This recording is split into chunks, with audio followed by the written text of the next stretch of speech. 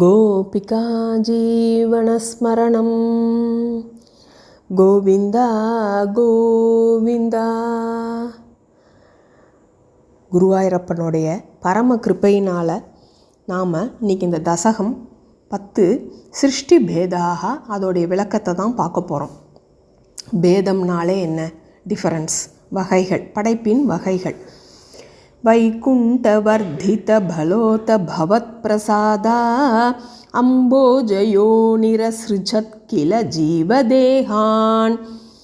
இப்போ என்ன ஆகிடுறது, அவர் எப்படி அட்ரஸ் பண்ணுறாரு பாருங்க. வைகுண்டத்தில் எழுந்தருளி இருப்பவனே அப்படின்னு பகவானை அட்ரஸ் பண்ணிவிட்டு, பிரம்மதேவன் உன் அருளினால் என்ன பண்ணுறார்? அவர் தாவர ஜங்கமங்கள், அதாவது சராச்சர, அதாவது அசையும் அசையா பொருட்கள், லிவிங் நான் லிவிங் எல்லாத்தையும் படைக்க ஆரம்பிக்கிறார் அவர். பசு பக்ஷி. இந்த இடத்துல நம்ம பசுனாக்க நம்ம பசுமாடுன்னு மட்டும் வராது, மிருகங்கள்னு வரும், அனிமல்ஸ், பசு பக்ஷி அதாவது நம்ம கொழுப்படியிலேயே பார்த்தோம்னா முதல்ல நம்ம நான் லிவிங் திங்ஸ் வச்சுருப்போம். அப்புறம் லிவிங் திங்லேருந்து ஆரம்பித்து அப்புறம் தான் கடைசியில் பரமபதத்துக்கு அந்த அந்த தேவர்கள் இதெல்லாம் வச்சுருப்போம், முனிவர்கள்லாம் வச்சுருப்போம், அப்புறம் சித்தர்கள்லாம் வச்சுருப்போம். அப்புறம் தான் நம்ம பகவானை வச்சுருப்போம் பரமபதத்தில். அது நமக்கு இதெல்லாம் இண்டிகேட் பண்ணுற மாதிரி தான் இருக்குது அந்த கொலுலாம் பார்த்தேன்னா. அதுக்கப்புறம் பார்த்தேன்னா ஜாதிர் மனுஷ்ய நிவகானப்பி தேவ பேதானு. அதுக்கப்புறம் மனுஷர்களை படைக்கிறார். அப்புறம் உயர் திணையான தேவர்கள், மனிதர்கள், தேவர்களெல்லாம் படைக்கிறார். 33 கோடி தேவர்களெல்லாம் படைக்கிறார். இப்போ இந்த தேவர்கள்ங்கிறது யாருன்னு பார்த்தோம்னா நம்மளுடைய முன்னோர்களில் யாராவது ஒருத்தராக தான் இருப்பாள். நம்மளுடைய குண விகாரங்களை வச்சு தான் நம்ம ஒருத்தரை ராட்சசன் தேவன்னு சொல்கிறோம். ஒருத்தர் நல்ல குணத்தோடு இல்லைன்னா அவன் ராட்சசம்பா அப்படிங்கிறோம்.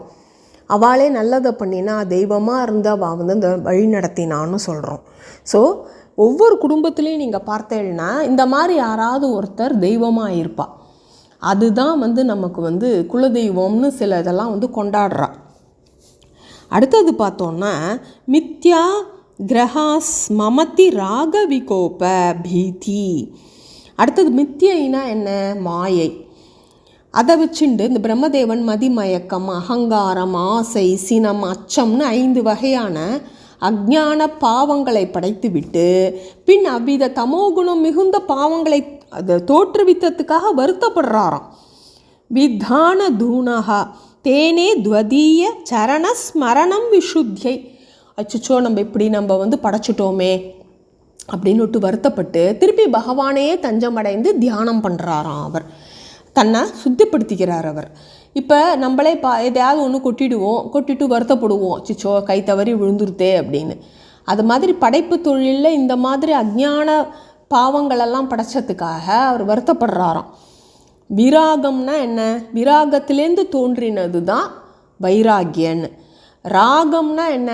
ஒற்றுதல், பற்றுதல். விராகம்னா பற்று இல்லாமல் இருக்கிறது.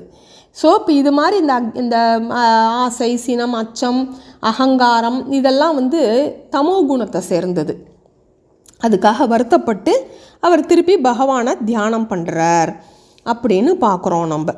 தேனே துவதீய சரணஸ்மரணம் அப்படின்னு. அடுத்தது பார்த்தேன்னா தாவத் சசர்ஜ மனசா சனகம் சனந்தனம் பூயகா. அந்த நேரத்தில் தட் டைம், தாவத்துன்னா என்ன? தட் டைம் அந்த பிரம்மதேவன் மனதால் சனகனையும், சனந்தன், சனத்குமாரன், சனாதனன்னு 4 பேர் சொல்லுவா இல்லையா, அவளை மானசபுத்திரன்னு சொல்லுவா. இவாளெல்லாம் அவளை படைச்சிட்டு படைப்பு தொழிலில் ஈடுபடுங்கோ, பிரஜைகளெல்லாம் உற்பத்தி பண்ணுங்கோன்னு சொல்கிறா. ஆனால் அவள்லாம் துவத் பாத பக்தி ரசிகா. அவளால் என்ன பண்ணிட்டாலாம், பகவானுடைய பாதார விந்தங்களே நினச்சிட்டு எங்களாலலாம் இந்த படைப்பு தொழிலெல்லாம் ஈடுபட முடியாதுன்னு சொல்லிடுறா. சொன்ன உடனே அப்பா பேச்சை கேட்கலன்னா அப்பாவுக்கு கோபம் வரும் இல்லையா, அதே மாதிரி பிரம்மதேவனுக்கு கோபம் வந்துடுத்து. அப்படியே புருவங்களை நெரிக்கிறார் அவர். அப்படி நெரிக்கும்போது ஒரு மனிதன் தோன்றினான். அவனுக்கு ஒரு மிருடன் தோன்றினான். நம்மளே பாருங்கோ, ரொம்ப கோபமாக இருக்கும்போது புருவத்தை நெரிப்போம். அந்த மாதிரி பிரதிருந்ததோ அஸ்ய ப்ரூமத்யே தோ ஜனி மிருடோ பவதேக தேசா. அந்த 2 புருவங்களுக்கு மத்தியிலிருந்து ஒருத்தர் தோன்றினானா, தோன்றிட்டு அவன் ருரோத விரிஞ்சேகே தியாதோ ருரோத கிலத்தேனச ருத்ரநாமா.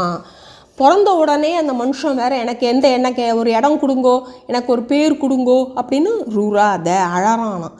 உடனே அவனுக்கு ருத்ரன் அப்படின்னு பேர் கொடுத்தா. இப்போ இந்த ருத்ரன் பிரம்மதேவன் கோபமாக இருக்கும்போது தோன்றினதுனால அதோடைய ரிஃப்ளெக்ட் வருது பாருங்கோ, ரிஃப்ளெக்ட் ஆகிறது பாருங்கோ அந்த படைப்பு தொழிலில். அது மாதிரி தான் இப்போ நம்ம சந்தோஷமாக இருக்கும்போது ஒரு செயல் செஞ்சால் அதோடைய எஃபெக்ட் அதில் இருக்கும், நம்ம வருத்தமாக இருக்கும்போது ஒரு செயல் செஞ்சால் அதோட எஃபெக்ட் அதில் இருக்கும். அதுக்காகத்தான் வெளியில் போய் சாப்பிட்றத நம்ம அவாய்ட் பண்ணணும்னு எதுக்காக சொல்கிறா அப்படின்னு சொன்னால், குக் பண்ணும்பொழுது அவளுடைய மனசு வருத்தமாகவோ இல்லை ஏதாவது கோபமாகவோ இருந்தால் அது இந்த சாப்பாட்டில் ரிஃப்ளெக்ட் ஆகும், அது நமக்கு வயத்துக்கு கெடுதல் பண்ணும். அதுக்காகத்தான் நம்ம ஆற்றுலையே ஒருத்தர் சமைக்கிறான்னு வச்சுக்கோங்க, அப்போ அந்த அம்மா சமைக்கும்பொழுது நம்ம குழந்தைகளுடைய பிடிச்ச மாதிரி நன்னா இருக்கணும், அவளுக்கு இது பிடிக்கும் அவளுக்கு அது பிடிக்கும்னு ஆசையாக அன்பாக பார்த்து சமைப்பா, ஹைஜீனிக்காகவும் சமைப்பா, ஹெல்த்தியாகவும் சமைப்பா. அப்போ அது நமக்கு உடம்புக்கு நல்லது பண்ணும். அதை தவிர அதை மட்டுமா பண்ணுவா, அந்த காலத்துலலாம் ஸ்லோகம்லாம் சொல்லிட்டு சமைப்பா. ரொம்ப அதெல்லாம் இப்போல்லாம் அதெல்லாம் ரொம்ப குறைஞ்சி போயின்னு இருக்கு. அந்த மாதிரி ஸ்லோகங்கள்லாம் சொல்லிட்டு சமைச்சிட்டு அதுக்கப்புறம் அந்த பகவானுக்கு நெய்வேத்தியம் பண்ணுவாள். அது பகவத் பிரசாதமாக நம்ம ஸ்வீகரிச்சுக்கும்போது நம்ம கண்டிப்பாக அது ஹெல்த்தை தான் கொடுக்கும். அது இதுக்கு தான் வெளியிலலாம் போய் சாப்பிடக்கூடாது அப்படின்னு நம்ம சொல்கிறோம், ஆனால் யாரும் கேட்கறது இல்லை. அதுதான். அதுக்கப்புறம் ருத்ரனை படைச்சவர் என்ன பண்ணுறார், பிறகு உன்னால் தூண்டப்பட்ட பிரம்மா அந்த ருத்ரனை 11 உருவங்களை ஏற்க செய்து, அதான் ஏகாதச ருத்ரான்னு சொல்கிறா பாருங்க, விபின்ன ரூபம் ருத்ரம் விதாய தைத்தா வனிதாஷ தத்வா. அப்போ என்ன ஆறுது, ஒவ்வொருவருக்கும் ஒரு பெயர் அளித்து அனைவருக்கும் அன்பு மனைவியர்களையும் தந்து மக்களை படைக்கும்படி ஆதரவுடன் கேட்டுக்கொண்டார். இவர் ஆதரவாக தான் கேட்குறார், ஆனால் வந்ததெல்லாம் எப்படி இருக்குது, ரொம்ப கோபமான இருக்குது. கோபமாக இருந்தோடனே எல்லா ருத்ரகணங்களை படைச்சி தள்ளிட்டார். தள்ளி என்ன ஆகிடுது, இந்த ஒரு ஆட்டம்லாம் சிலதெல்லாம் வெடிச்சுதுன்னா நிறைய மல்டிப்புளாக ஆகும்னு சொல்லுவா பாருங்க, இந்த ஃபிக்ஷன் ஸ்டோரிஸ்லலாம் கேட்டிருப்போம். அந்த மாதிரி இது ஃபிக்ஷன் இல்லை, இதுலேருந்து தான் காப்பி அடித்து அவன் ஃபிக்ஷன் ஸ்டோரி ரெடி பண்ணுறான். இதை உலகத்தையே வியாபிக்க ஆரம்பிச்சிட்டாலாம் எல்லாரும்.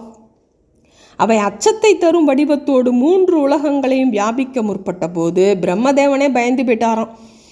பிறகு அவர் ஏவலால் அந்த ருத்ரர்களை நோக்கி, போதும்பா, இனிமே மா பிரஜாஹா சிருஜ தபஸ்சர, நீங்கள் போய் தவம் பண்ணுங்கோ, உலகத்தை நன்மைக்காக தவத்தை செய்யுங்கள் அப்படின்னு சொல்லிட்டார். அவளும் தவம் செய்ய போயிட்டான். அதுக்கப்புறம் என்ன பண்ணுறார் பிரம்மதேவன், தானே படைப்பில் ஈடுபட்டான்.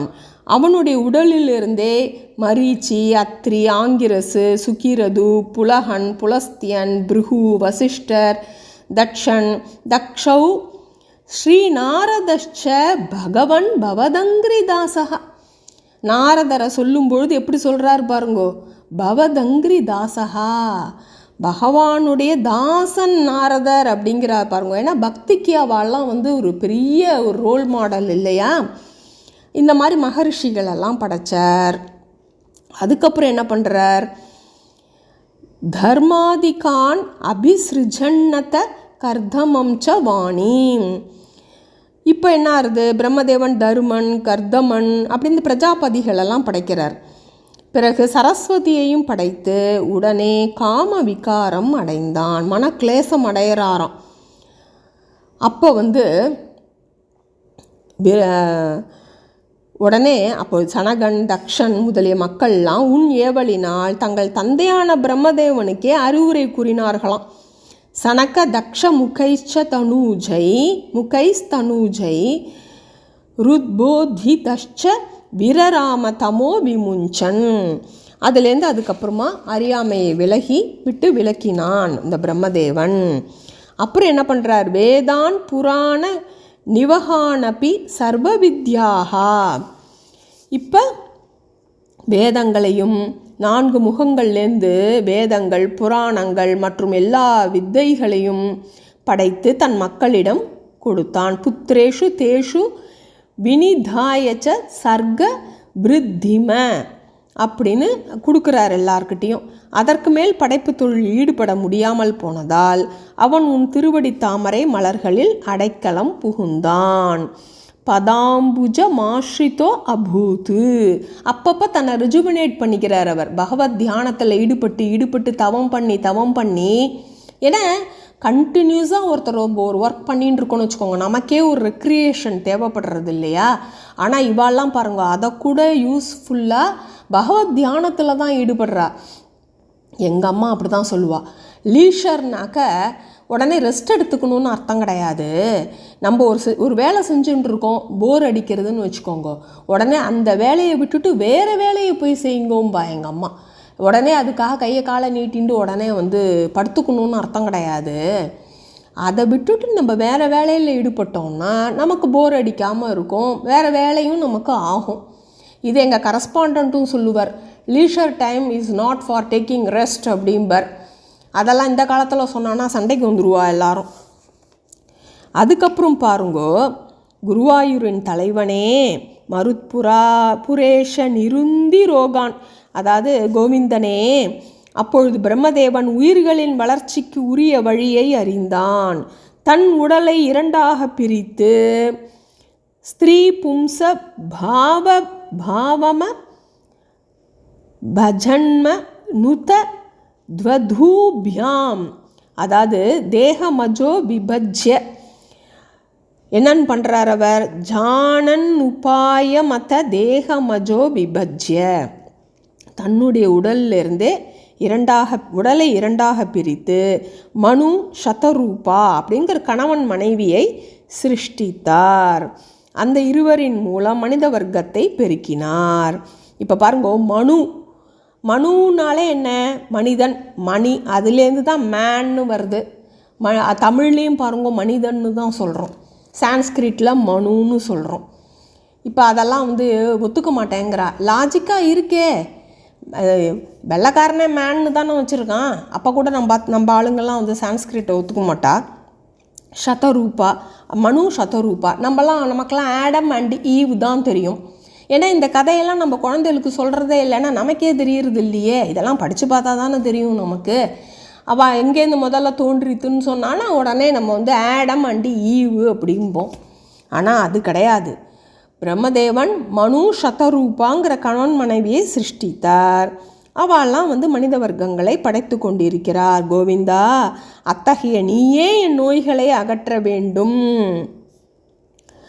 மாருத புரேஷ நிருந்தி ரோகான், கோவிந்தா என்னுடைய ரோக கூட்டங்கள்லேருந்து என்னை காப்பாற்று அப்படின்னு வேண்டிக்கிறார் குருவாயூரப்பனை.